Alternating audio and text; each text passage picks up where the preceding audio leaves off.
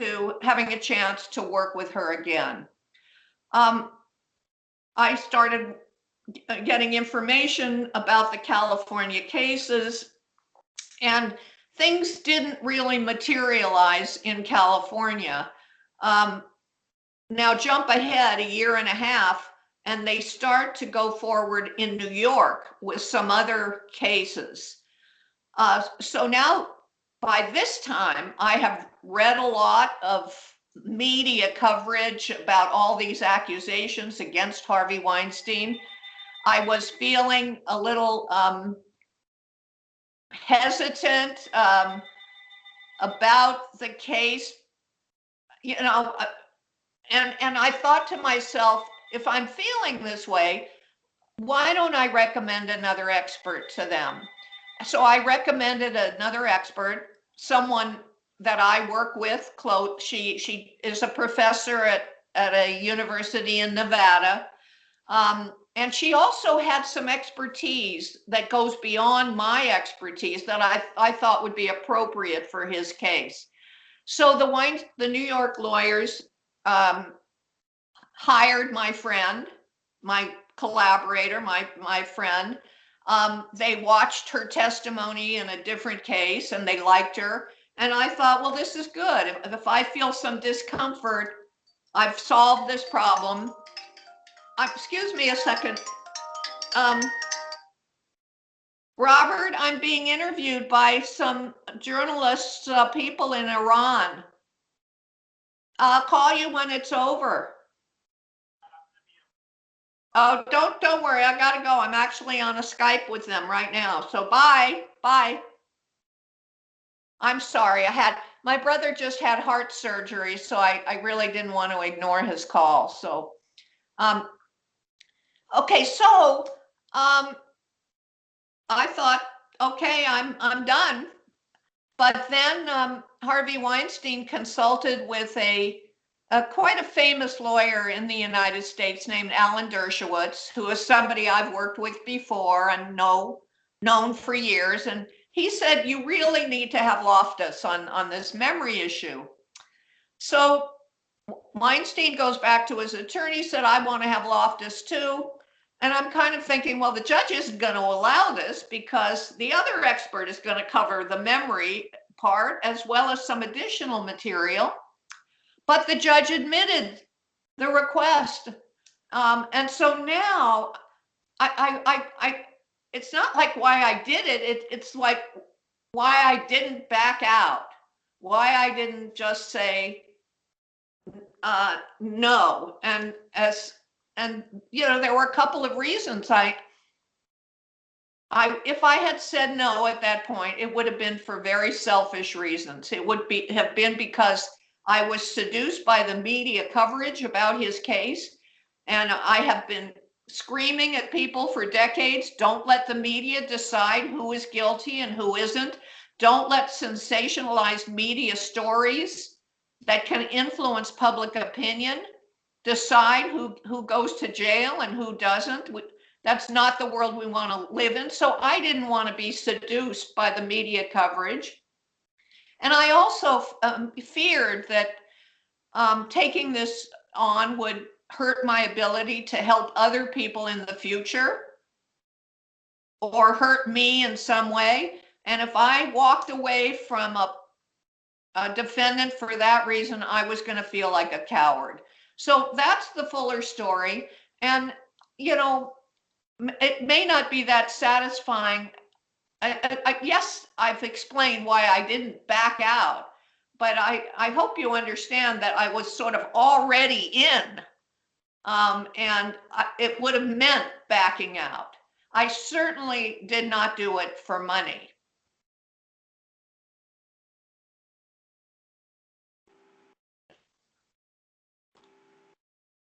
But I see you've been doing your homework, you two.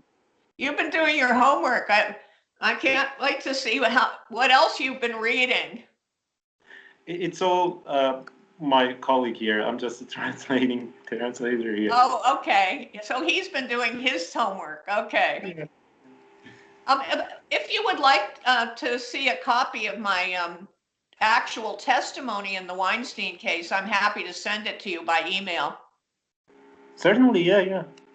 You just send me an email and remind me, because I couldn't find your email this morning. I was frantically searching my emails because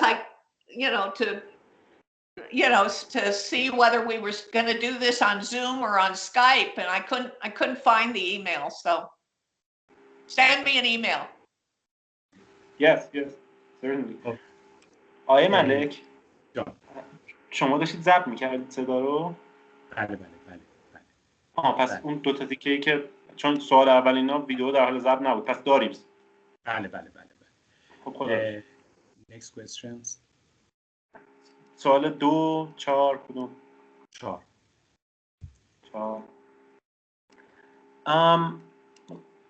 Why did you enter the project of my own little innocent project that basically ended in the Orwellian nightmare and leaving the University of Washington?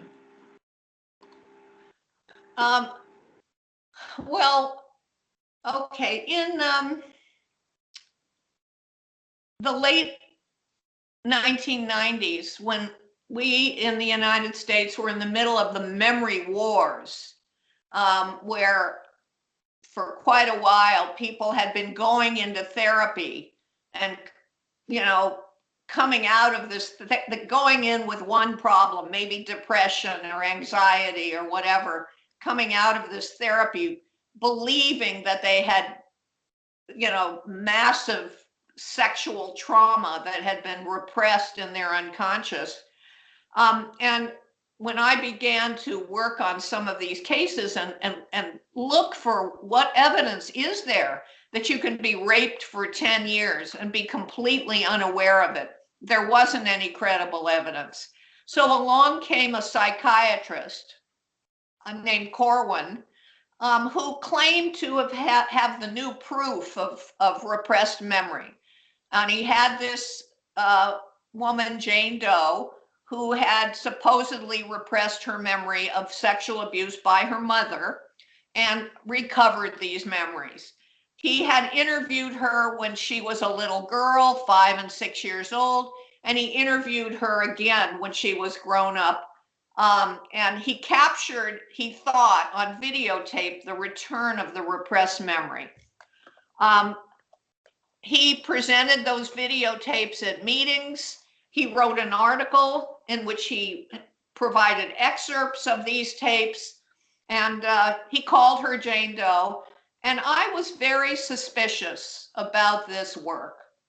I thought it just seemed very fishy to me, but the article was all anonymous. It was Jane Doe, and her brother was John Doe, and the towns were anonymous. So how am I gonna get to the bottom of this? And to make a long story short, one summer I decided to see if I could find the Doe family and get to the truth of what happened here. And it was, I think, fairly impressive. There were at that time maybe 280 million people living in the United States, and I found the Doe family. And when I found the name and the family, and I could get into court records that were available, they were not sealed, they were, you had to know where to look, but then I found evidence that really started to convince me that this accused mother was completely innocent. And so I just got very interested in learning more about this case, helping this person I thought was probably falsely accused, and correcting the public record about this case, which was being used against other innocent people in court as the new proof of repressed memory. And I published an article about this with a co-author.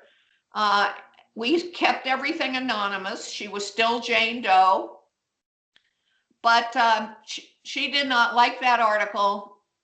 She did not like the fact that somebody had another side to her story, and she filed a lawsuit against me and a number of other people. And she used her own name, which is how people know that her name is Nicole. She didn't have to use her own name, but she did. Yes. سوال دوم رو بپرس.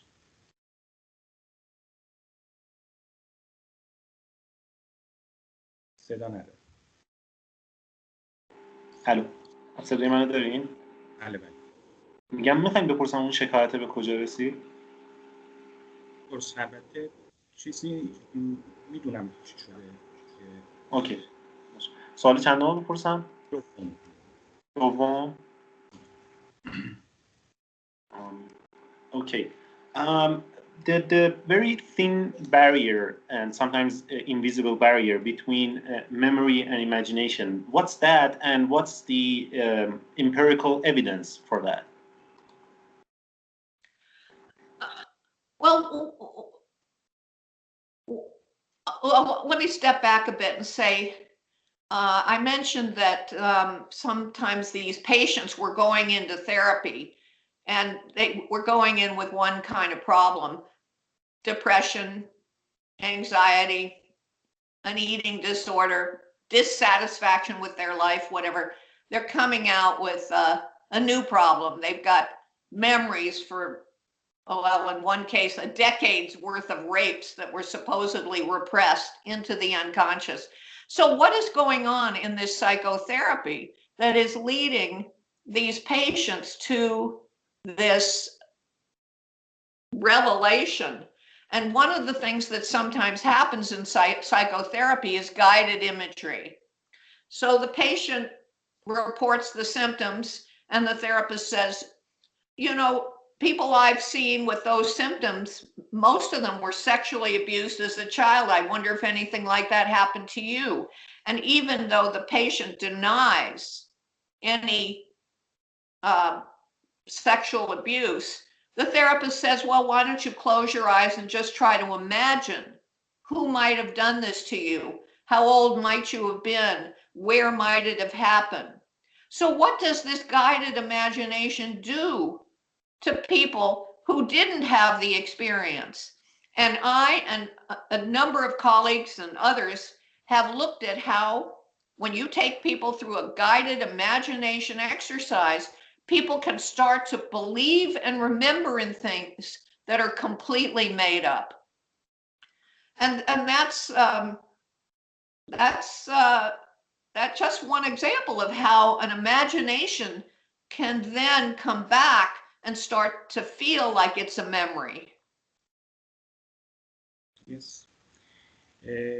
آقای نخعی، سوال 5 رو بپرس. فقط بگو که مثل پرونده هاروی واینستین که در 2 چیز مورد اتهامی محکوم شناخته شد، البته هنوز دادگاه جریان داره.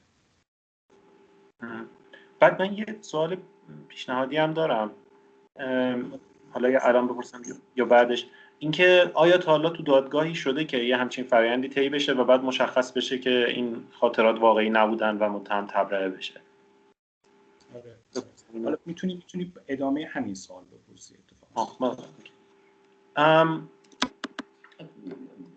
Why do you think it is that juries usually don't pay much attention to these defenses and these discussions that you bring up, and in most cases they've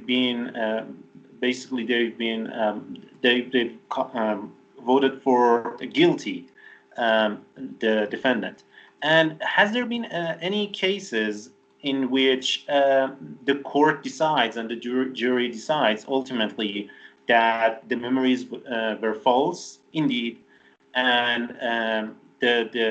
the accuser is not lying but is just wrong about her memory or his memory, and the person is considered not guilty? Well, first of all, there are many cases where people have been accused and juries have found somebody not guilty. That happened with Michael Jackson, for example, the famous entertainer who passed away when he was If I may, tried.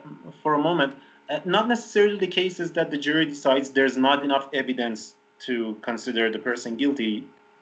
We're looking more maybe for the cases that they decide that the evidence is false, the memories are false, not just that it's not enough, it's just that it's false. Well, that's not what a jury has to decide. A jury has to decide in a criminal case, is he guilty beyond a reasonable doubt? You know, are you 98% sure or not guilty? But in a civil case, the jury has to decide, is he essentially, does the plaintiff have a claim by a different standard of proof, preponderance of the evidence or not? Juries don't come out and say, you know what I mean? That's not the standard of proof in cases over here. So, you know, I think there are certainly cases where well, there's certainly cases where people have had false memories of things that are impossible. But even then, a jury would only say not guilty. Yes. سوال ششم رو بپرس.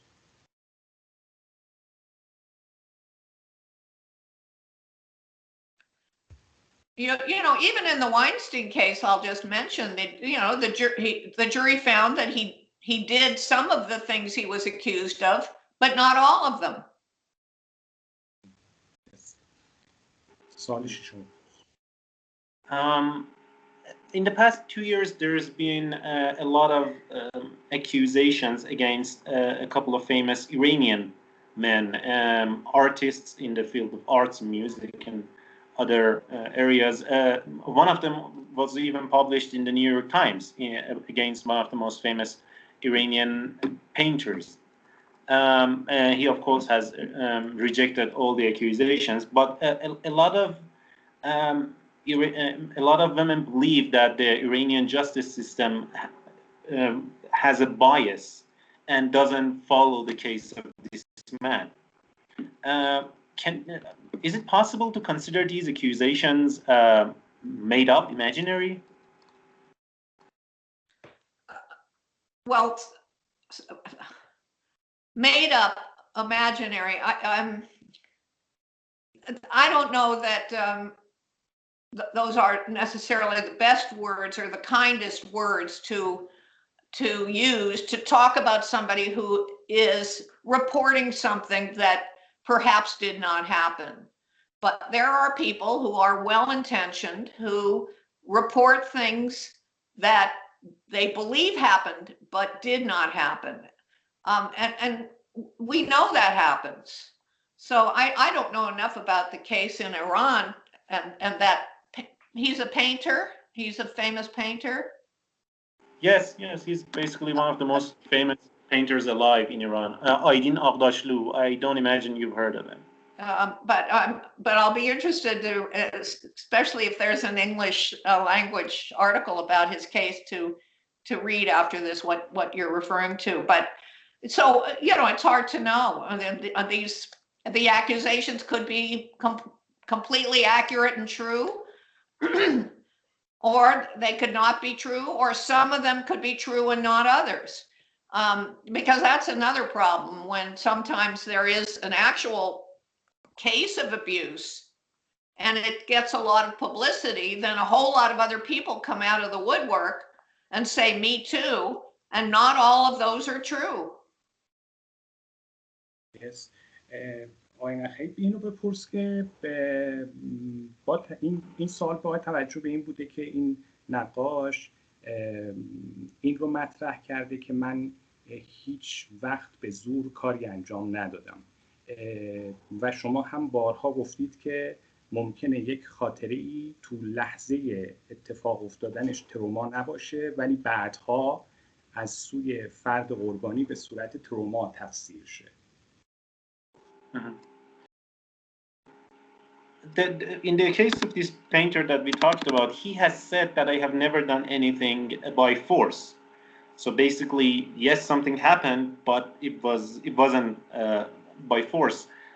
You have said, if I understand correctly, that there is possible that sometimes there's an event that's not traumatic, there's not a trauma, and then later it is remembered or is changed in the memory as a traumatic event. So do you think this could be the case? Well, let me just say that there certainly in general is scientific work that when you label something in a particular way, that people can distort their memory in the direction of that label. People see an interaction with some people, later on it gets labeled as just an event, something neutral, or it gets labeled as a fight, something more aggressive, and people's memories can shift and transform into remembering this event as more aggressive than it was.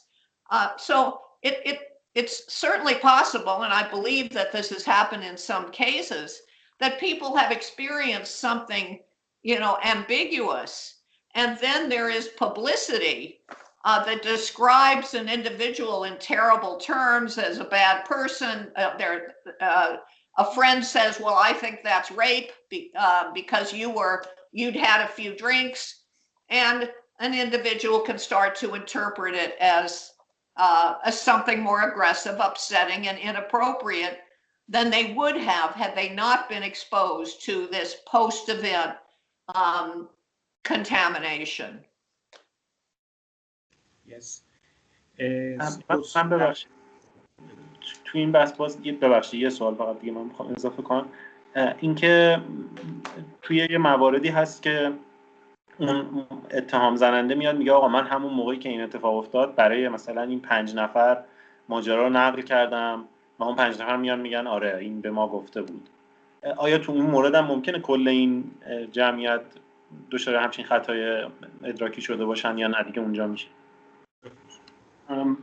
There have been cases, especially in the context of these people who have been accused in Iran, that the person who is the accuser, while making the accusation, also says that at the time when it happened, I also shared this information, the fact that this happened, like at the night or the next day. I told like these 5 people who were my friends or who were reporters or something, I shared this with them, but we didn't make it public. I'm making it public now, and then those 5 people come out and say, yes, she did tell us, it wasn't our story to tell, but now that she's saying it, we confirm that she informed us, for example, 5 years ago when this happened, she told us that this has happened. Is it possible that even in that case, all of these people are making that same, maybe I should say,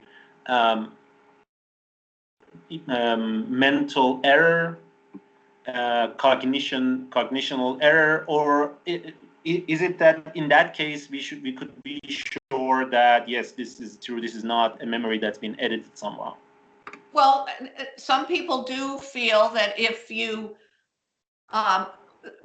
what is corroboration for an event? I mean, what might be good corroboration, is if you have a video or photographs or something, that's a document about the event, assuming it's not doctored or it's not a deep fake.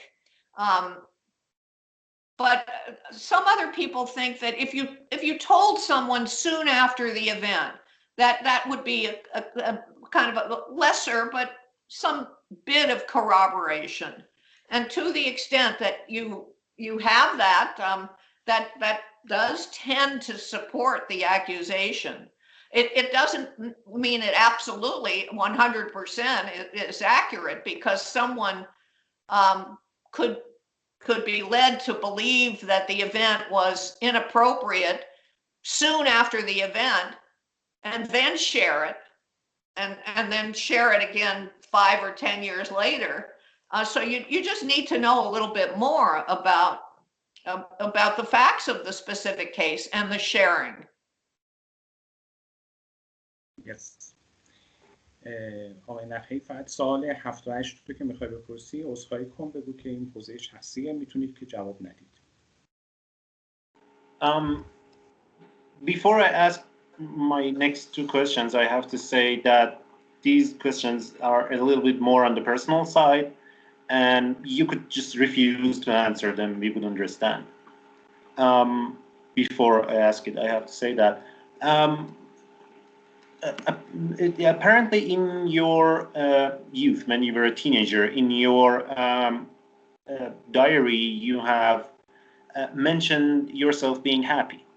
Um, of course, except the July 10th, 1959, that you unfortunately lost your mother. Um, but if a teenage girl who has a sort of a cold and unavailable father, and a mother who has been suffering from depression, can a teenage girl like that be happy, or is it possible that, as you have said in your theory, um, your memory of that time has also been somehow changed? Again, this is personal, so we would understand if you just don't want to. Well, I think before my mother died, um, I did have a lot of happiness in my experiences as a teenager. I did have a lot of joy that came from friendships, or attention from boys who might be calling me on the telephone and wanting to talk, or wanting to be my boyfriend, or wanting to sing to me. And so I do think, I mean, that there were sad moments too, because sometimes there were mean girls who were mean to you, and I may not have written about that as much, but there were also some happy times. After my mother died, and it was extremely tragic, and this is something I haven't really talked about. I remember at the age of 14 feeling like I don't know how to act now. I don't know how to be. I'm afraid if I act sad and despondent the way I sometimes feel, no one will want to be with me. And I need people to want to be with me at this unhappy time. And if I act happy, they'll think I don't care about my mother. So I actually had this dilemma that I faced with myself after my mother's death, about how should I act in order to have the happiest life I could. Yes. Next question. That's actually very relatable. I have to say that. Um, um, some have said that you are, and this might sound harsh, you are unable to understand the suffering of the victims, or as Lauren Slaughter, I think, read has written in her book, to exit the problem, the dilemma of your childhood memories, you have made a conscious or unconscious decision to go in the other direction and defend the people who have been accused of sexual harassment. Uh, well, first of all, Lauren Slater is a kook, so and her chapters are full of well, they're either deliberate lies or sensationalized distortions. So I wouldn't pay much attention to anything she said. But for some reason, I've had a long-standing interest in accused people. I long before I was doing memory research or being involved in court cases, I remember being on a student government committee when I was in college at the University of California, Los Angeles, where I was an undergraduate. And this was a disciplinary committee where we would, decide what sanction to give to students who were accused of misconduct. And it wasn't sexual misconduct. Usually it was, graffiti, destroying property, taking books out of the bookstore, taking books out of the library without checking them out, that kind of thing. And I was the one who was usually in favor of giving people a second chance.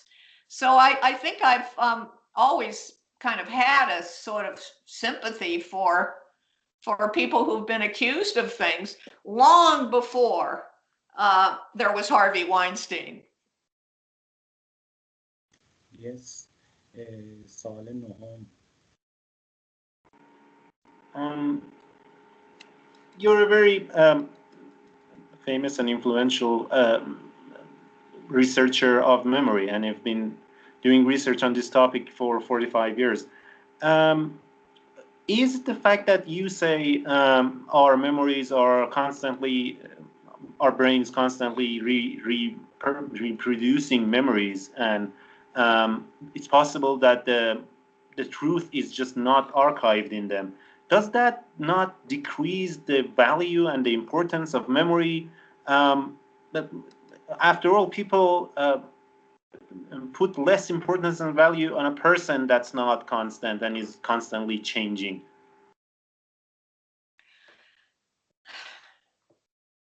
That's a tough question. I think we should just accept the fact that memories are, there may be bits of truth and also bits of fiction. Possibly some of that bits of fiction or the malleable nature of memory might have some adaptive value to us, might actually allow us sometimes to live a happier or a healthier life, and might have some survival value for us. Just like we learn to live with other imperfections, deteriorating eyesight, and so we get eyeglasses or contact lenses, we figure out, how to compensate. I think we should recognize that this feature of memory and learn to live with it, and maybe, learn some things we can do so that it doesn't harm us or harm other people. Yes. سال دهم.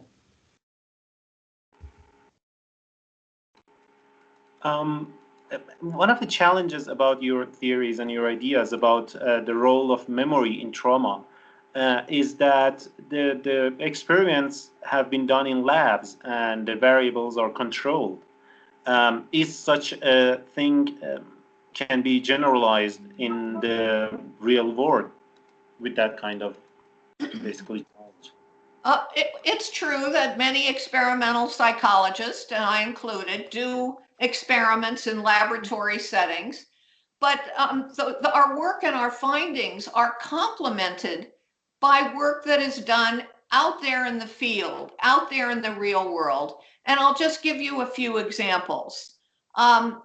One example that I actually talked a little bit about in my TED talk that I gave at TED Global a few years ago, is a work that's been done with soldiers who are being trained.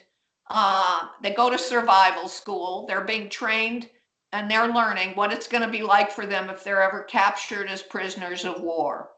So they undergo an extremely stressful, upsetting experience, this survival school. And when their memories are tested, there are flaws in the memory. They're susceptible to post-event contamination. They sometimes can be made to identify the wrong person who aggressively treated them.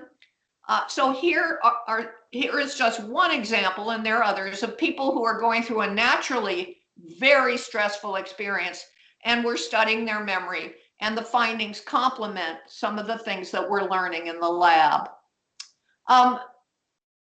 We also know, for example, here's just another example. Laboratory studies show that when you see a simulated crime, under certain conditions, you identify the wrong person. You make a mistake, it's a false identification. Out there in the real world, this means this person could be prosecuted and convicted and jailed. Well, there have been now a number of examinations of actual police lineups. How often, when real witnesses or victims go to a police lineup, do they misidentify a filler in the lineup? And it happens quite often. It might happen 20 to 25% of the time that they'll pick somebody in the lineup that we know is completely innocent. So that's another example of what's called archival work, going into the field and looking at real world data that complements what we know from the experiments. 12 رو بپرسید. درباره الان با این حرف که ایشون زد درباره ارزش شهادت تو دادگاه میتونیم بپرسیم یا دیگه زیاد میشه؟ جز سوالاتمون هست. هست. 12.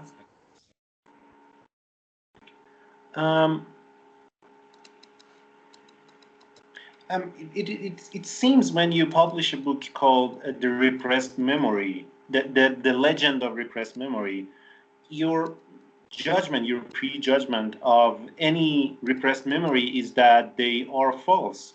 Is that what you think is all repressed memories, anything called a repressed memory is just false?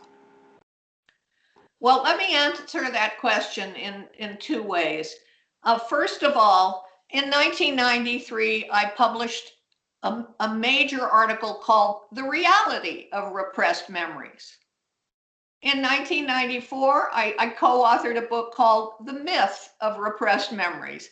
So I've used both of those titles in my publications. So we'll set that aside.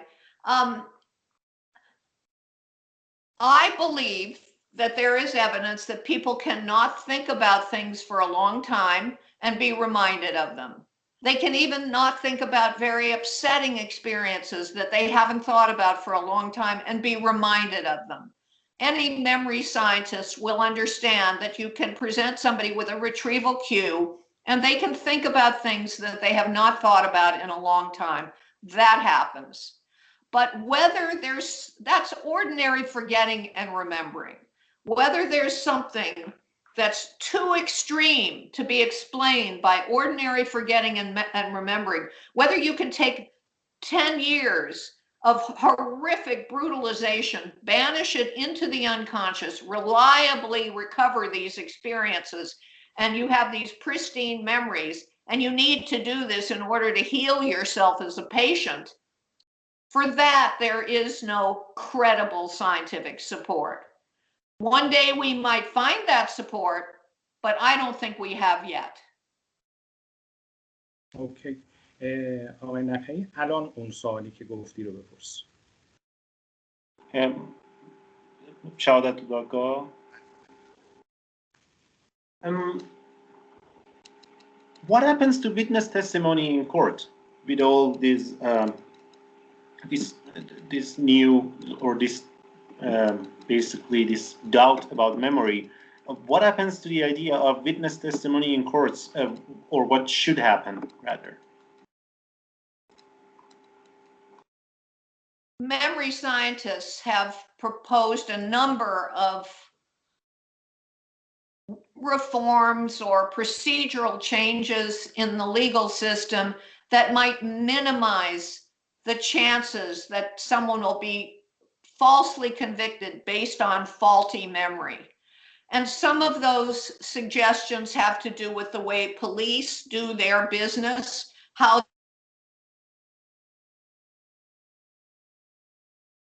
memory.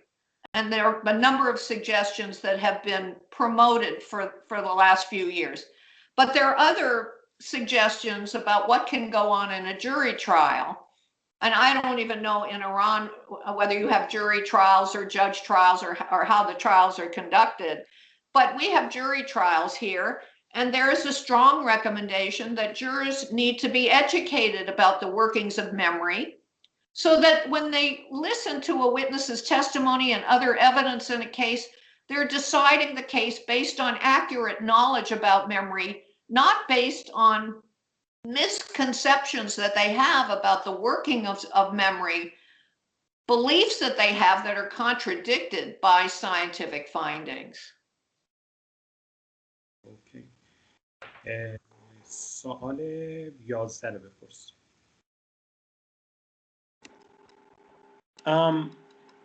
Your brother Robert has joked that you're at the top of the list of the wanted list, basically, of the proponents of the Me Too movement.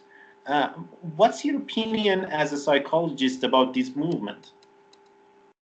Oh, that was the brother Robert who just called me, and I had that was the very brother. Well, you know, my brother Robert is he's very smart, and he can be very funny, and he likes his analogies, and yes, the problem. I mean, obviously, the Me Too movement. Finally, there is some serious consideration of the accusations being brought by people about abuse or assault that, you know, have been inflicted on mostly women for a long time. That's a good thing that some of these accusations are being taken seriously. But the problem comes in that some people want to believe the women, no matter how dubious the accusation. They don't even want it to be investigated. They don't want there to be any scrutiny or even a shred of doubt. And so what you end up with is a lot of innocent fish caught up in the big net along with the guilty ones. And that's something we all should be worried about. Yes. سوال 13 رو بپرس.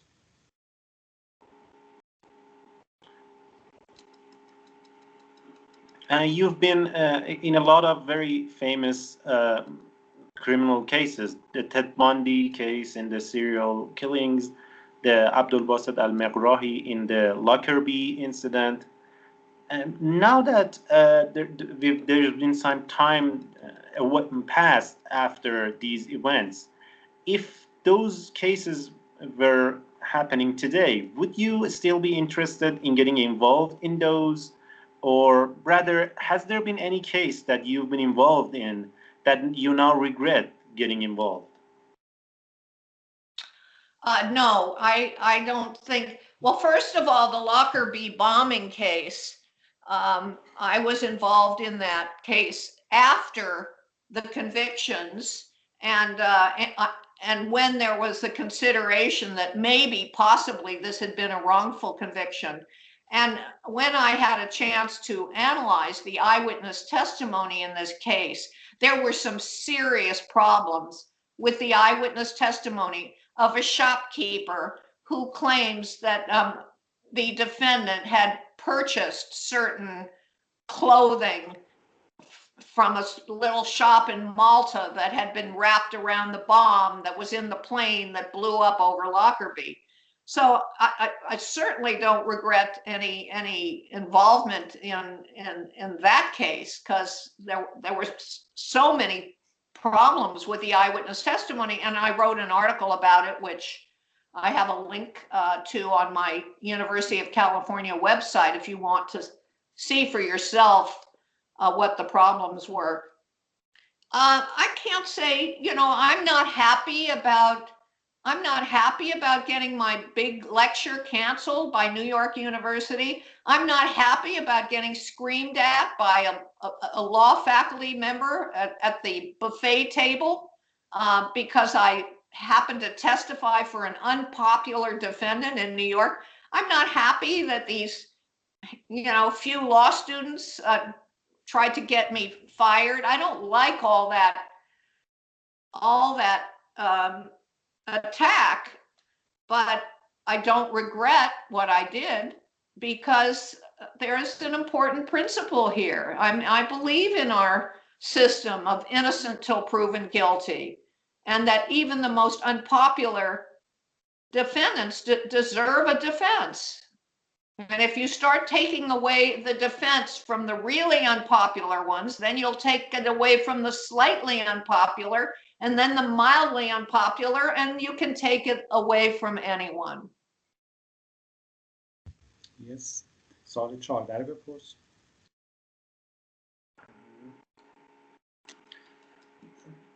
Why were you interested? Why did you get interested in psychology, and why didn't you go into psychotherapy? And also, why did you get interested in law and in the field of basically legal science? First of all, when I started at the University of California, Los Angeles, as an undergraduate, I was majoring in mathematics.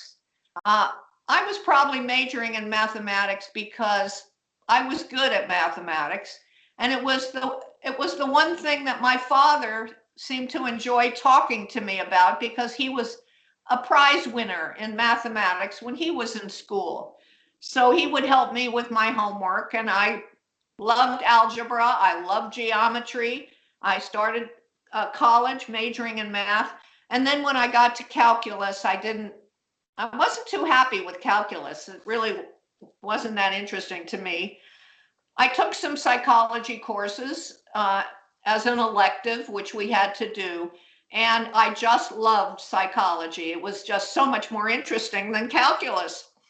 So I took a lot of psychology courses. I graduated with a degree in both mathematics and psychology. And I ended up going to graduate school at Stanford because they had a program in mathematical psychology. And I thought, well, that must be perfect for me. It combines my two fields.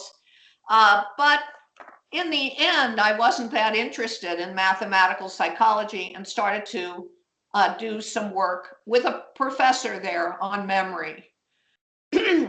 I did very theoretical work with that professor in the area of memory. And it was only after I had gotten my PhD and I was out teaching and starting my own career that I decided I wanted to do work that had more social relevance, more application to people's lives. So with now a background in memory and a kind of an interest in legal cases and legal issues, a natural combining of that was to study the memory of witnesses to crimes and accidents and other legally relevant events. And that's what I started to do. Thank you. سوال 15 رو بپرس.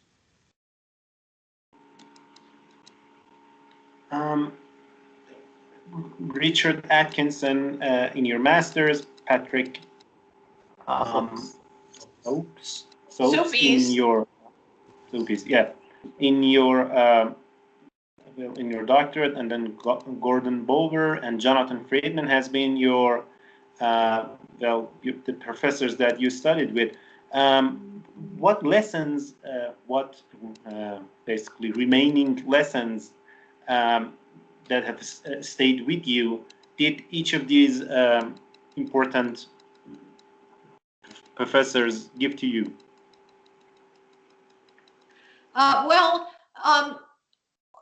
When I began graduate school, I started to work with Richard Atkinson. He was my master's thesis advisor. We worked on, he was interested in mathematical psychology. We worked on computer-assisted instruction, but he was more interested in different subject matters in terms of teaching via computer. So Patrick Soapies became my main advisor for the doctoral defense, and I looked at computer-assisted instruction of mathematics, teaching students via computer mathematical subjects. But again, I was not overly interested in that work. I mean, I did it. It became my dissertation. I ended up publishing some articles with those professors on that work. But at the same time, Jonathan Friedman was the professor who was studying memory, and invited me to join him in the memory project.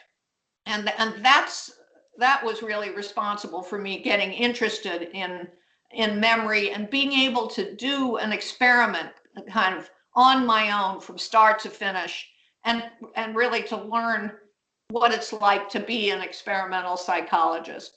Gordon Bauer was a young professor who he was not on my committee, but we had a lifelong relationship where, because he was in the memory field, he supported my career. He wrote letters of recommendation for me when I was looking for, or being considered for a different job or maybe for an award. And he was just a great cheerleader in terms of encouraging my career. So I guess that says a little bit about those four people. Sadly, two of them have passed away.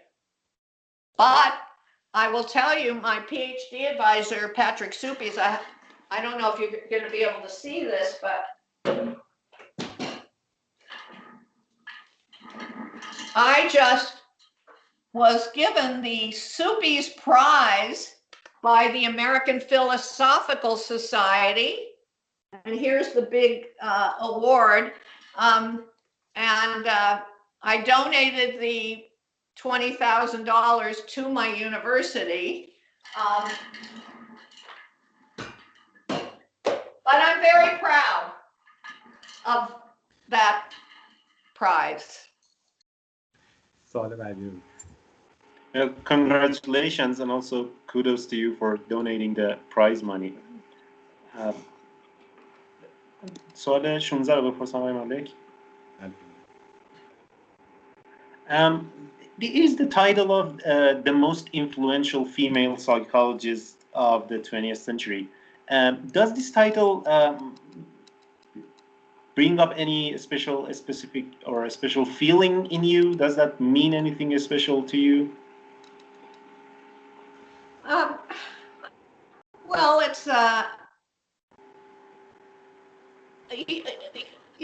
when I get all of this crap thrown at me, the attacks, the nasty emails, the nasty letters, the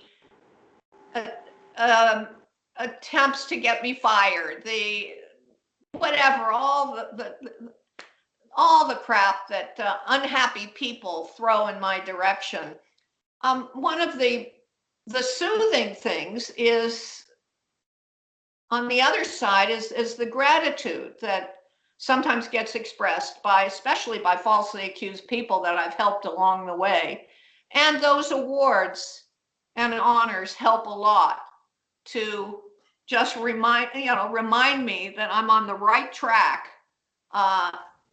and appreciated by the scientists in my field. بگو که شما برای کسب این عنوان رقیبان پرقدرتی مثل آنا فروید و کارل هورنای رو در پیش داشتید که ازشون رو زدید. کی اسما رو بلند بگو. آنا فروید، کارل هورنای. دومی یه بار دیگه بگو. کارل هورنای. To get this title, you've had a very powerful opponents, basically the people who were also maybe should be considered in the running for this title, like Anna Freud and Karl Bornheim, if I'm saying it correctly. I'm sorry, I'm just translating. So they were also in the running for this title, but you got it.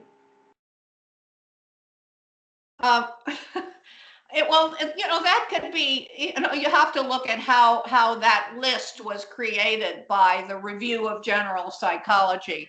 I mean, it's based on things like impact or citations or maybe memberships in prestigious organizations and so on. So it's a calculation, and Maybe if you did the calculation again today, the list would be a little different.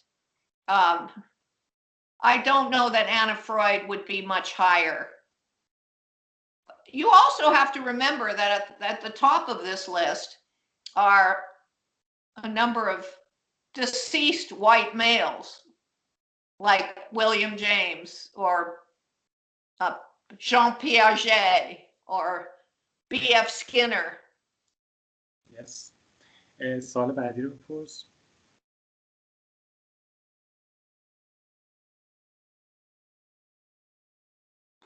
سوال 17. بله بله.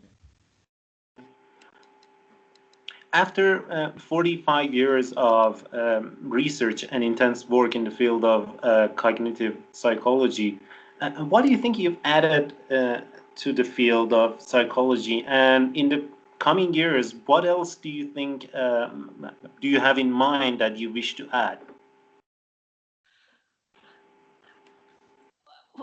Sometimes people will ask me, well, what is your most important paper or something like that? And I can't pick one.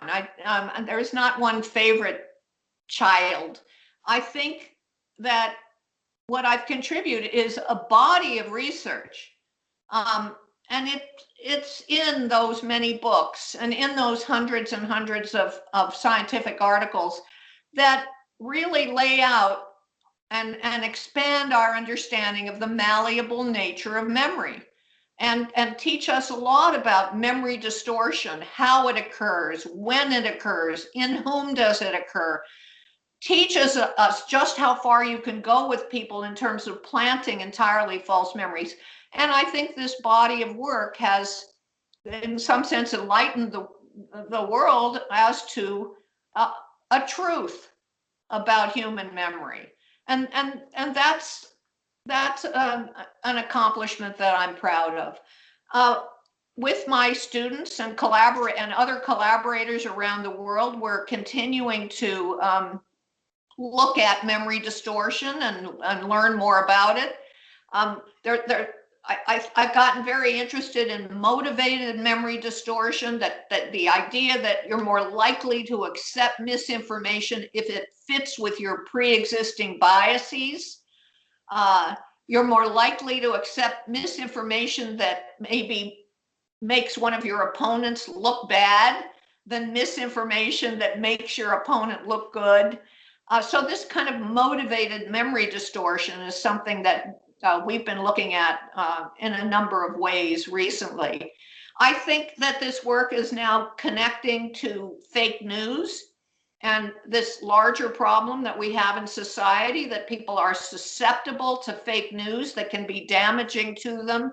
I co-authored an essay recently with one of my former graduate students on fake news about COVID and the pandemic and treatments and conditions of spreading and so on. So there's more to be done here, and that's good, because you know, we like to not be done with our work. Yes. سوال بعدی رو بپرس. سوال 18. Today, the field of psychology is the interest of a lot of young people who want to choose a field to, in the university, basically, choose a major. And in Iran, psychology is in the top 10 priorities for people choosing a major in the universities. What would be your advice to these people who are just entering the field of psychology? Well, first of all, I think psychology is important for everyone, not just people who want to go on in psychology and end up with a career that uses their psychology. Go on and teach psychology, go on and practice and do therapy, go on and do whatever. The reason it's so valuable for people in life is because you really learn about the scientific process. You really learn what it means to try to design either an experiment or some kind of a study to gather evidence that can support a hypothesis or refute that hypothesis. And we learn what is good evidence, and how was the study done, and was it done adequately, and were the statistics and data analysis done appropriately. And so I think it teaches you to ask the question, whenever you hear a claim, what is the evidence for that claim? Is it good evidence? And we don't want to just have somebody say, oh, there are plenty of studies. Tell me exactly what those studies are. And I think that this, being trained in psychology, gives you a skill that is going to be useful in many aspects of life. سوال آخر رو بپرس، بگو که به عنوان سوال آخر فقط به این سوال اینو اضافه کن که شما چه توصیه‌ای به مردم دارید که این خاطرات رو تلخ در حافظه‌شون نمونه؟ آیا اصلا چنین امکانی هست؟ من یه سوال ایده دیگه پیشنهاد داشتم، ببخشید چون به سوال آخر رسیدیم. میخوام بگم که یه رسمی هست بین سیاسیون، بین آدمایی که توی دولت و اینا کار میکنن، که یادداشت روزانه برمیدارن از کاراشون. فکر میکنید این عادت، یه همچین کاری میتونه مثلا پادتن این اشکالات حافظه باشه برای وقتی که اینا میخوان مثلا آخر دوران کاریشون؟ اینی باشه که الان 19 اینو بپرس. اول اینو بپرسم بعد سوال 19 رو. A lot of people in politics, in the government, in different fields have this habit of basically writing down daily what transpired, what conversations happened. The famous case of it was recently Mr. James Comey, the former head of the FBI, who used to write every day what conversations he had. And a lot of people in different fields, not necessarily in politics, do that. Do you think that could be basically the antibody to the possibility of this memory distortion, in the sense of, at the end of the day, I write everything that happened, and then 30 years from now, if I want to go and write a book, or I want to give an interview on the events of the day 30 years ago, I don't have to rely on my memory. I can just check the notes and then remember those events correctly. Well, I think that's a great idea. Maybe Comey knew that one day he would want to write a memoir of his years in government service, and that's certainly a very, very helpful thing to do. In my own recent experience with the New Yorker article and the New Yorker profile, I could not believe the number of times that somebody expressed a memory really confidently. And it was different from my own memory, but some document proved that my memory was right. And one of those examples was in those diaries where my cousin insisted that she had found my mother's body in a creek, and in fact, my diary that I wrote right away said that she drowned in a swimming pool. And a little newspaper article that the author of the New Yorker profile found that described the drowning of my mother in a swimming pool. So my cousin was so confident about this, but that contemporaneous journaling was able to reveal that she was wrong. So this also taught me something about how uncomfortable it is when people challenge your memories. I didn't really like the fact that my memory for where I always thought my mother drowned was being challenged. And it just gave me a little bit more insight into maybe why these accusers who feel that their memory is being challenged are so upset about it. It's not comfortable. Mm-hmm.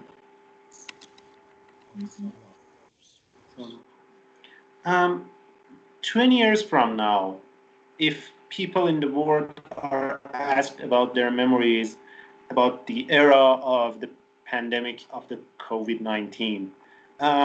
Do you think they will, when they're answering that and when they're remembering it, do you think they will remember less suffering and they will belittle somehow, or basically remember less suffering of it, or would they amplify and remember it as having been much more worse than it really was?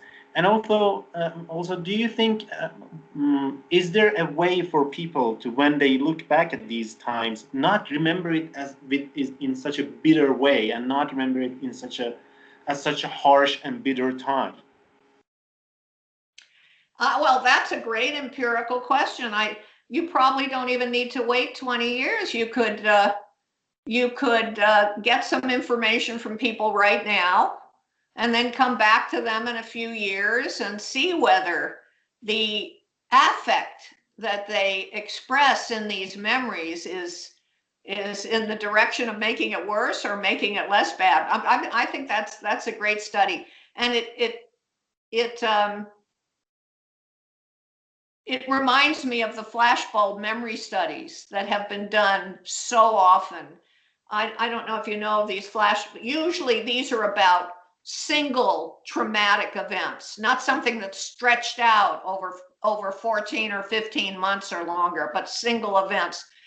For us, it's when the planes crashed into the Twin Towers on 9/11, or in Sweden, it was the assassination of a prime minister, or in Britain, it's the death of Princess Diana in the tunnel in France. I mean, then when you question people about these significant public events, by recording what they remember shortly after the event and then coming back to them years later, you find a whole lot of memory distortion.